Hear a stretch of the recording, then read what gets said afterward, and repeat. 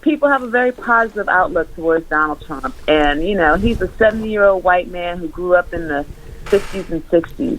You know what I mean? So he's set in his ways. He's not going to change. And there are a lot of people who feel the way that he does, obviously. That's very obvious. And they don't feel that, and they don't feel like they should have to hold their tongue. They don't feel like politeness is a value. You know what I mean? They feel like, they can just say whatever they want because they feel like their rights are being infringed upon. So it's a defense mechanism, and it is what it is. It doesn't take a whole lot of analysis to understand why people voted for Trump. Not in my mind, And I think that the polling was right, and I think that people just didn't think that he would win because they felt like there's no way that this outrageous man who said any and everything can win the presidency, and the Democrats took it for granted that Hillary Clinton was going to win, and they did not pay attention to their dissent within the black community. So, right. So that's just something that the Democratic Party has to do better. I completely agree, but also I feel like Donald Trump, he actually talked to a lower class of white America, the working poor, which he has nothing in common with, and kind of felt like, okay, we hear you, we know that you don't have jobs or you're losing wages, and the coal miners and this group of people that he kind of honed in on that I think the liberals kind of didn't address. They didn't talk to them. So I think that may have something to do with it also, because I think those people were they still are part of his base, because every time I turn around I hear something about coal mining like we're in the freaking 30s. This is 2017 and they're still talking about bringing coal jobs back. It's like 80,000 jobs. What about the rest of America? Right. Yeah, well, this country is steeped in tradition. And let's just remember, I think it's very important to remember, 80,000 votes. That's very, very important to remember versus 3 million, Right. Right. It's very important to remember that. So I don't think that even though that there were mistakes, every campaign makes mistakes. Nobody can get it 100% right. Right. But Hillary Clinton, being a veteran political operative that she is, she should have known better. And she should have known that the rhetoric that he was saying was really resonating with people.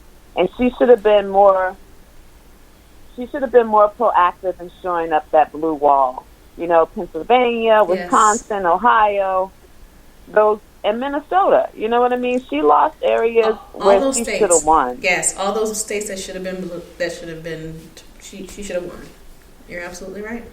Yeah. Right. Shout out to a Day who jumped in here too. He said, "What's up, Ianta?" Hi, David. No, I Day, my brother, from 757. Oh, hey. Hi, Day. How are you guys? Good. Yep, he's like, yeah. We go back a long way. Yep, a long time. Back into the band. We go back a long way. Yep. All right, so when it comes to the march, there was a statement that I read. I was actually reading an article about the march, and they basically said that the march was a catch-all for a host of liberal causes, from immigration rights to police killings of African Americans to some of those issues. Even though it was more than just a women's march, it actually had all kind of other issues that were addressed with that march, even though it was a displeasure of Trump and his rhetoric and him being elected. It had other things that it addressed with that march as well. Tell me about that march. When you got there, your feeling and just the unification of all the different types of ladies and women who were united as one front. So the march. So we at the Women's March, we value. We stand with the minority and We stand with the minority communities across the board, people of color, women, Asians, LGBTQ, the disabled. You know, we represent people that are marginalized, that are from all walks of life. And if you feel like, you know, this is, if you feel like you've gotten an unfair shake, the Women's March is a voice and an outlet for so many people who are struggling. And the catch-all of it being a Women's March addresses the majority in this country, women, white women, but, you know, it's a very inclusive movement. Very, very inclusive. So for me, I'm more of a generalist. I don't get down into specifics too much unless I have to. But the word woman does, you know, women are minorities, are considered minorities in this country, believe it or not. So, and I think that's why, you know, in reference to the election being lost by a woman and women being marginalized by the threat of Trump, it all just came together like it was just a very special moment. And, you know, women are leading the way, and it's time for us to step up. It's been time for us to step up and lead because we get things done. Absolutely. I mean, you know, women get things done. He knows. I've been about his household. He knows.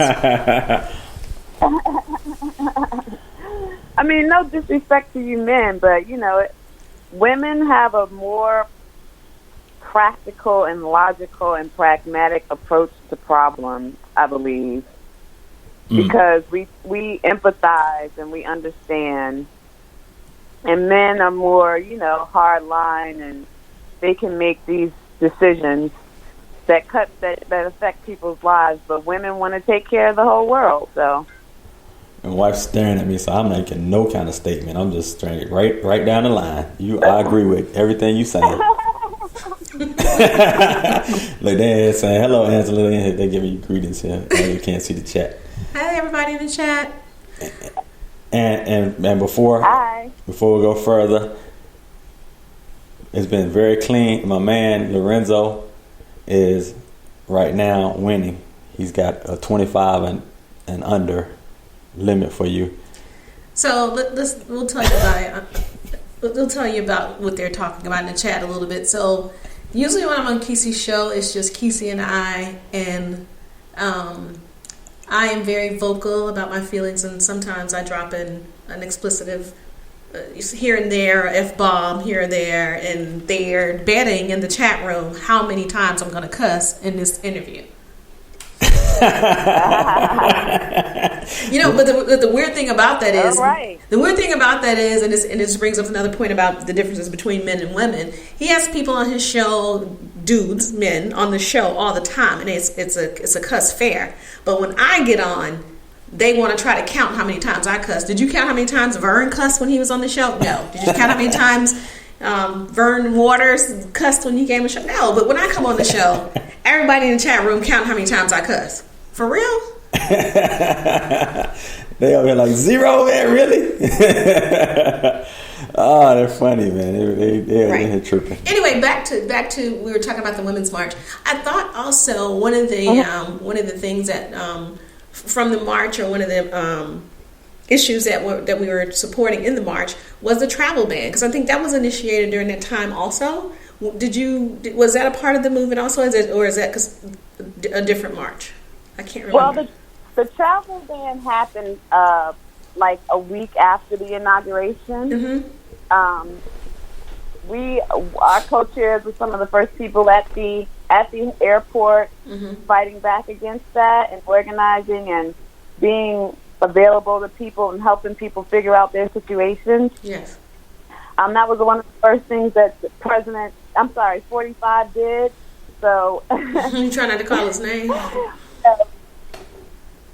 Yeah, 45 works for me. Okay. But if he, that was the things that he did as one of his executive orders. So, of course, coming off the energy of seeing so many people come together,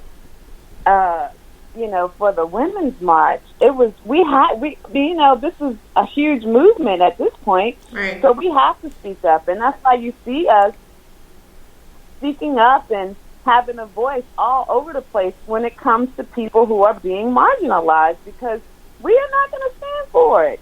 Nobody's safe until everyone is safe. We believe in equality for all. It's not just a moniker.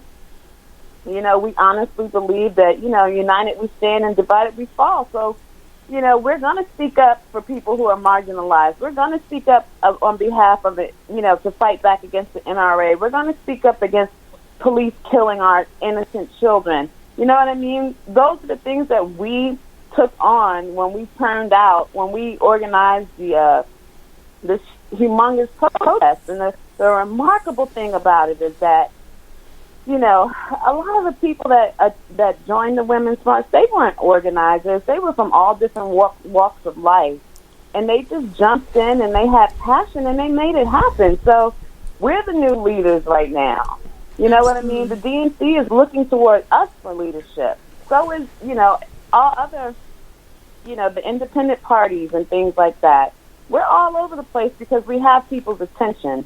And we're trying to harness that in the best way and be strategic about how we move forward and what our communication plans are and things like that, But it's been a remarkable and overwhelming experience so far. And, there's just so much work to be done. Every day this man does something more and more outrageous. It's more like 2 or 3 times a day. 2 or 3 times a day. Seriously. I mean, just the news cycle every day. It's usually at 1-2 things per day. Then the next day it'll be 3 things per day. So the news cycle can't even keep up with how foolish and how... It's just the office of the incompetent, unorganized, dysfunctional. It sounds like I'm describing my family and not the freaking White House. It sounds like you're describing the Banana Republic and not the United States. Absolutely, and I'm sure that other countries around the world are completely disappointed in the United States. Absolutely, I was on a panel with with people from all over the world. Mm-hmm. And, people are just terrified of Donald Trump. They're terrified of what he's doing. But the silver lining in all of this is that even though Republicans have control all houses of government, right, they don't know how to govern. They can't get anything done. And as long as Donald Trump keeps people from doing their jobs, nothing is going to get done. And he can forget about a wall. He can forget about health care. He can forget about restructuring the tax code. He can forget about all those things because, his agenda is not going to be able to move forward because he's causing too much disruption. Absolutely. He does not know how to govern. He's not interested in governing. He doesn't care about what goes into legislation. All he cares about is dictating through executive orders. And you know what petty. I mean? And not looking bad. And being petty. He's extremely petty. Yes, and childish, and juvenile.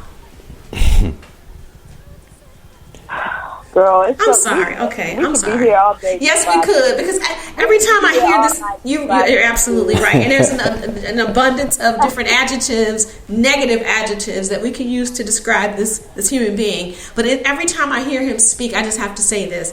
I go and give my son a hug because his vocabulary, my son's 16-year-old vocabulary, who hates to read but will read, my baby's vocabulary is more extensive than this fool's. I mean, look what we're dealing with. Anyway. Look at what we're dealing with, you know what I mean? He's a narcissist. He has no intention of of allowing anyone to outshine him. That's why he can't help it. He can't help it but attack people on Twitter. He can't help but go on these Twitter rants. You know what I mean? Because all his life he's been told how great he is and how wonderful he is. And, lies. When he... I can't stand Twitter. And when he has a vendetta against somebody, he holds grudges. He holds vendettas and grudges. Yeah. Donald Trump's reputation is no secret to people in the New York society. You know what I mean? Right. His reputation is being someone who is less than desirable is no secret.